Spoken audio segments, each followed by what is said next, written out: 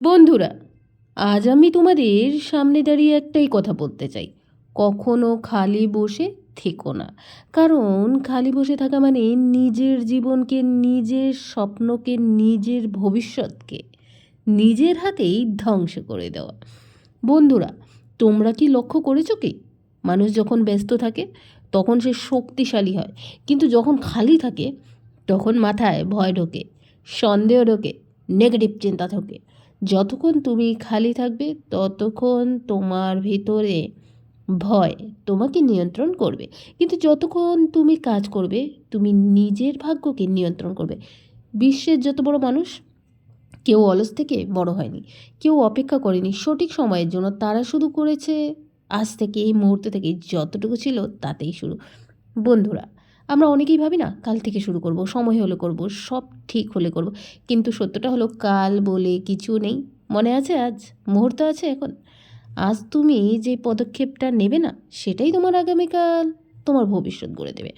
জীবনে দাঁড়িয়ে থাকলে কেউ তোমাকে ঠেলে এগিয়ে দেবে না, তোমাকেই হাঁটতে হবে, তোমাকেই লড়তে হবে, আর তোমাকেই নিজের পথ তৈরি করতে হবে।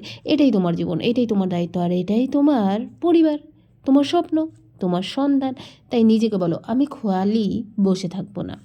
জীবনে যত কঠিন তুমি ততই শক্ত। দুনিয়ার যত বাধা দেবে তুমি তত এগোবে। তোমার সময়, তোমার কাজ, তোমার পরিবর্তন, তোমার পরিশ্রম তুমি কিন্তু নষ্ট হতে দেবে না। বন্ধুরা, তোমাকে কেউ থামাতে পারবে না যদি তুমি নিজেকে থামাতে না দাও। আর তুমি জীবনে যত কষ্ট এসেছে না, এগুলো তোমার থামানোর জন্য না, এগুলো এসেছে তোমার গড়ে তোলার জন্য।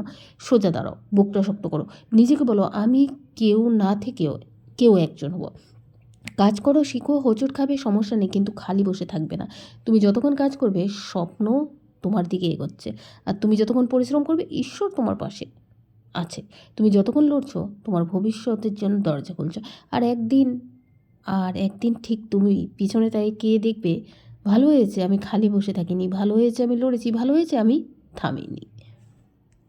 ভিডিওটি ভালো লাগলে একটি লাইক অবশ্যই করে দেন, আর পাশে থাকা নোটিফিকেশন বেলটিকে অন করতে ভুলবেন না। ছড়িয়ে দাও নিজের বন্ধুদের মধ্যে। ধন্যবাদ। Thanks for watching.